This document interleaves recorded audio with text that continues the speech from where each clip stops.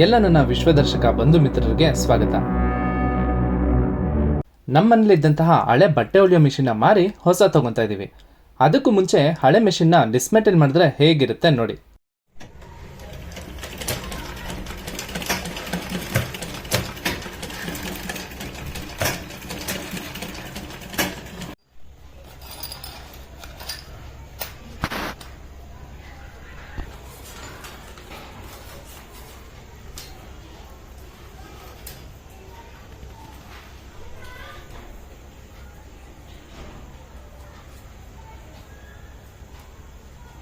Season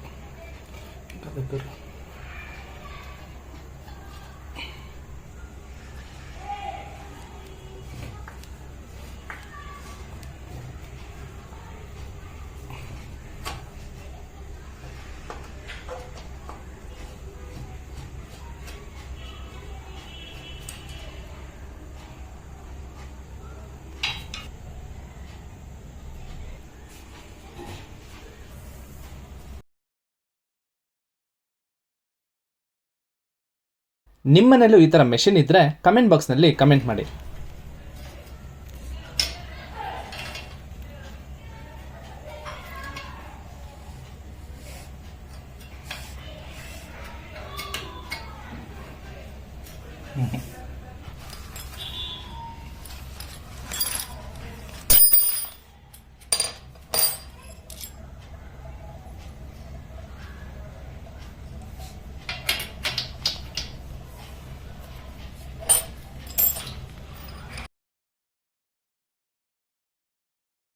ಈ machine 15 ವರ್ಷದ ಹಳೇದು.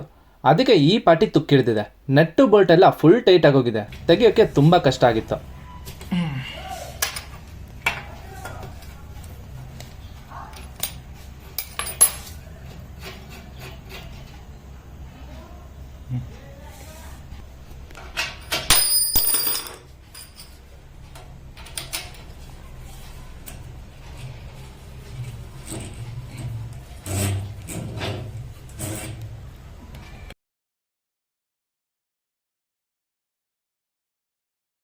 ತುಂಬ ಜನ ಹೌಸ್ ವೈಫ್ ಆಗಿರೋರು ಮನೇಲಿ ಈ ಥರದೊಂದು ಮೆಷಿನ್ನ ಇಟ್ಕೊಂಡು ಸಣ್ಣ ಪುಟ್ಟ ಸ್ಟಿಚ್ಗಳು ಹಾಕೋದಾಗಿರ್ಬೋದು, ಬಟ್ಟೆ ಹೊಲಿಯೋದಾಗಿರ್ಬೋದು, ಈ ಥರ ಬೇರೆಯವ್ರಿಗೆ ಮಾಡಿಕೊಟ್ಟು ಅದರಿಂದ ಬಂದಂತಹ ಹಣದಲ್ಲಿ ಮನೆ ನಡೆಸೋರು ತುಂಬ ಜನ ಇದ್ದಾರೆ. ಈಗೆಲ್ಲ ಎಷ್ಟೇ ಟೆಕ್ನಾಲಜಿ ಬಂದ್ರೂ ಚೆನ್ನಾಗಿ ಬಟ್ಟೆ ಹೊಲಿಯೋರಿಗೆ ಈಗಲೂ ಡಿಮ್ಯಾಂಡ್ ಇದೆ. ಈ ವಿಡಿಯೋ ನೋಡ್ತಿರೋಂತಹ ನಿಮ್ಮಲ್ಲಿ ಭಾಳಷ್ಟು ಜನ ಮನೆಗಳಲ್ಲೂ ಈ ಥರ ಒಂದು ಮಿಷಿನ್ ಇದ್ದೇ ಇರುತ್ತೆ.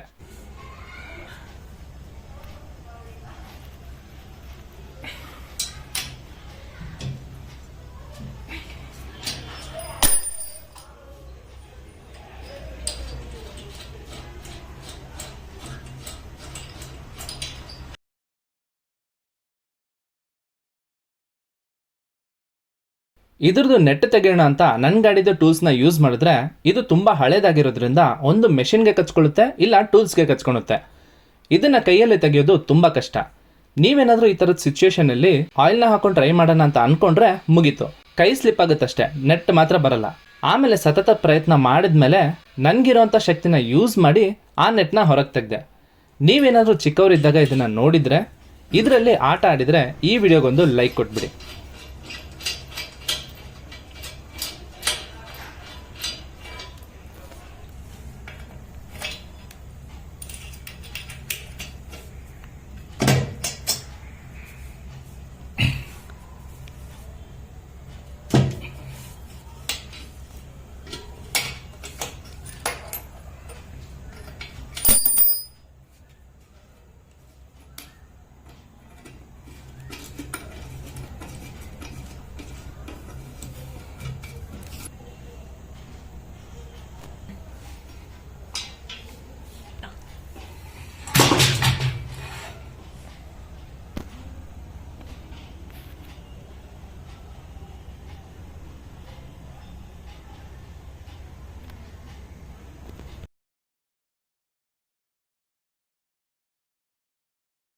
ಇವಾಗ ಎಲ್ಲ ಪಾರ್ಟ್ಸ್ನು ನೀಟಾಗಿ ಡಿಸೆಂಬಲ್ ಮಾಡಿಬಿಟ್ಟಿದ್ದೀನಿ.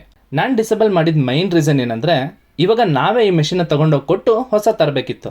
ಅದಕ್ಕೆ ಫುಲ್ ಮೆಷಿನ್ನ ಹಾಗೆ ತೊಗೊಂಡೋಗೋದು ಕಷ್ಟ, ಆಟೋದಲ್ಲಿ ಹಿಡಿಯೋಲ್ಲ. ಅದಕ್ಕೆ ಈ ಥರ ಎಷ್ಟಾದರೆ ಅಷ್ಟು ಪಾರ್ಟ್ನ ಡಿವೈಡ್ ಮಾಡಿಬಿಟ್ಟಿದ್ದೀನಿ. ನಾರ್ಮಲಾಗಿ ಹೊಸ ಮೆಷಿನ್ ಕಾಸ್ಟು 10,000ದಿಂದ ಸ್ಟಾರ್ಟ್ ಆಗುತ್ತೆ. ನಿಮ್ಮ ಹತ್ರ ಏನಾದರೂ ಹಳೆ ಮೆಷಿನ್ ಇದ್ದರೆ ಅದರ ಎಕ್ಸ್ಚೇಂಜ್ ಮೇಲೆ 1,500 ಕಡಿಮೆ ಮಾಡ್ಬೋದು. ಅಂದರೆ ಒಂದು 7-8 ಸಾವಿರಕ್ಕೆ ನಿಮಗೆ ಹೊಸ ಮೆಷಿನ್ ಬರುತ್ತೆ.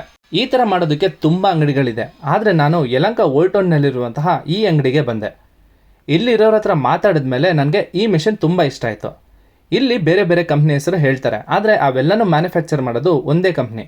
ನಮ್ಮ ಹೊಸ ಮೆಷಿನ್ಗೆ ನೀಟಾಗಿ ಆಯಿಲೆಲ್ಲ ಹಾಕಿ ರೆಡಿ ಮಾಡಿ ಮತ್ತೆ ಅದನ್ನು ಹೇಗೆ ಯೂಸ್ ಮಾಡೋದು ಅಂತಲೂ ಹೇಳಿದ್ರು. ಈ ಹಳೆ ಮೆಷಿನ್ಗೂ ಹೊಸ ಮೆಷಿನ್ಗೂ ಸ್ವಲ್ಪ ಡಿಫ್ರೆನ್ಸ್ ಇರುತ್ತೆ. ಇನ್ನು ಇವಾಗಿನ ಮೆಷಿನ್ಗಳಿಗೆಲ್ಲ ಎಲೆಕ್ಟ್ರಿಕ್ ಮೋಟಾರ್ ಅಡ್ಜಸ್ಟ್ ಮಾಡ್ಬೋದು. ಇದಕ್ಕೆ ಎಕ್ಸ್ಟ್ರಾ 1,500 ರೂಪೀಸ್ ಆಗುತ್ತೆ. ಇದನ್ನು ಯೂಸ್ ಮಾಡೋದಕ್ಕೆ ಸ್ವಲ್ಪ ಟ್ರೈನಿಂಗ್ ಬೇಕಾಗುತ್ತೆ. ಅದಾದಮೇಲೆ ನಮ್ಮ ಮೆಷಿನ್ನ ಆಟೋದಲ್ಲಿ ಹಾಕ್ಕೊಂಡು ಮನೆಗೆ ಬಂದುಬಿಟ್ವಿ. ಹೋಗಿ ಬರೋಕ್ಕೆ ಆಟೋಗೆ ಒಂದು 400 ರೂಪೀಸ್ ಆಯಿತು. ನಮ್ಮ ಹೊಸ ಮೆಷಿನ್ ಹೇಗೆ ಫಂಕ್ಷನ್ ಮಾಡ್ತಿದೆ ನೋಡಿ. ನನಗೆ ಚಿಕ್ಕ ವಯಸ್ಸಲ್ಲಂತೂ ಇದ್ರ ಒಳಗೆ ಹೇಗೆ ಫಂಕ್ಷನ್ ಆಗುತ್ತೆ ಅಂತ ತಿಳ್ಕೊಳೋದು ತುಂಬ ಇಷ್ಟ ಆಯಿತು. ಇದ್ರ ಮೆಕ್ಯಾನಿಸಮ್ ಎಷ್ಟು ಚೆನ್ನಾಗಿದೆ ನೋಡಿ. ಒಂದರಿಂದ ಒಂದಕ್ಕೆ ನೀಟಾಗಿ ಕನೆಕ್ಷನ್ ಇದೆ, ಬಟ್ಟೆ ಹೊಲಿಯೋಕ್ಕೆ ಈಸಿ ಆಗುತ್ತೆ. ಈ ಥರ ಮಿಷಿನ್ಗಳು ಮನೇಲಿರೋದ್ರಿಂದ ನಮ್ಗೇನಾದರೂ ಚಿಕ್ಕ ಚಿಕ್ಕ ಸ್ಟಿಚಸ್ ಹಾಕೊಳ್ಳೋದಿರ್ಬೋದು, ಇಲ್ಲ ಹೊಸದಾಗಿ ಏನಾದರೂ ಕ್ಲೋತ್ನ ಡಿಸೈನ್ ಮಾಡೋಂಥ ಕ್ರಿಯೇಟಿವಿಟಿ ಇದ್ರೆ ಇದು ತುಂಬ ಹೆಲ್ಪ್ಫುಲ್ ಆಗುತ್ತೆ. ಈ ಒಂದು ಮೆಷಿನಿಂದ ಸ್ಟಾರ್ಟ್ ಮಾಡಿ ಇವಾಗ ಲಕ್ಷ ದುಡಿತಿರೋರು ತುಂಬ ಜನ ಇದ್ದಾರೆ. ಇದು ನಾನು ನಮ್ಮ ಅಮ್ಮಗೆ ಕೊಡಿಸ್ದೆ. ಇನ್ನು ಅವ್ರು ಮಾಡುವಂಥ ಎಲ್ಲ ಕೆಲಸಗಳಿಗೂ ಒಳ್ಳೇದಾಗ್ಲಿ ಅಂತ ಕೋರ್ಕತಾ ನಮ್ಮ ಹೊಸ ಮೆಷಿನ್ಗೆ ನೀಟಾಗಿ ಅಲಂಕಾರ ಮಾಡಿ ಪೂಜೆ ಮಾಡಿದ್ವಿ. ನಿಮ್ಗೇನಾದರೂ ಈ ವಿಡಿಯೋ ಇಷ್ಟ ಆಗಿದ್ರೆ ದಯವಿಟ್ಟು ನಮ್ಮ ಚಾನಲ್ನ ಸಬ್ಸ್ಕ್ರೈಬ್ ಮಾಡ್ಕೊಳ್ಳಿ. ಹಾಗೂ ಮೆಷಿನ್ ಇರೋರಿಗೆ ಮತ್ತು ಹೊಸ ಮೆಷಿನ್ ತೊಗೊಳ್ಳೋಣ ಅಂತಿರುವಂತಹ ನಿಮ್ಮ ಫ್ರೆಂಡ್ಸ್ ಆ್ಯಂಡ್ ಫ್ಯಾಮಿಲೀಸ್ಗೆ ಈ ವಿಡಿಯೋನ ಶೇರ್ ಮಾಡಿ. ಇನ್ನು ನಮ್ಮ ಚಾನಲಲ್ಲಿ ನೆಕ್ಸ್ಟ್ ಬರ್ತಿರುವಂಥ ವೀಡಿಯೋಸ್ಗಳು ತುಂಬ ಇಂಟ್ರೆಸ್ಟಿಂಗ್ ಆಗಿರುತ್ತೆ. ಎಷ್ಟೊಂದು ಪ್ಲೇಸಸ್ಸು ನೀವು ನೋಡದೇ ಇರುವಂತಹ ಭಾಳಷ್ಟು ಜಾಗಗಳು ವಿತಿನ್ ಬಜೆಟ್ನಲ್ಲಿ ಹೇಗೆ ಹೋಗಿ ಬರ್ಬೋದು ಅಂತ ಕಂಪ್ಲೀಟ್ ಡೀಟೇಲ್ಸ್ ಕೊಡ್ತೀನಿ. ನೀವು ಮುಂದೆ ಬರುವಂತಹ ಎಲ್ಲ ವೀಡಿಯೋಸ್ಗಳಿಗೂ ಈ ರೀತಿಯೇ ಸಪೋರ್ಟ್ ಮಾಡ್ತೀರಂತ ಕೋರ್ಕೋತಾ ನಾನು ಈ ವಿಡಿಯೋನ ಇಲ್ಲಿಗೆ ಮುಗಿಸ್ತಾ ಇದ್ದೀನಿ. ನಿಮ್ಗೇನಾದರೂ ಕ್ವಶನ್ಸ್ ಇದ್ದರೆ ಕಮೆಂಟ್ ಬಾಕ್ಸ್ನಲ್ಲಿ ಕೇಳ್ಬೋದು. ಇದಾಗಿತ್ತು ಇವತ್ತಿನ ವಿಡಿಯೋ. ಮುಂದಿನ ವಿಡಿಯೋದಲ್ಲಿ ಸಿಗೋಣ. ಅಲ್ಲಿವರೆಗೂ ಜೋಪಾನ.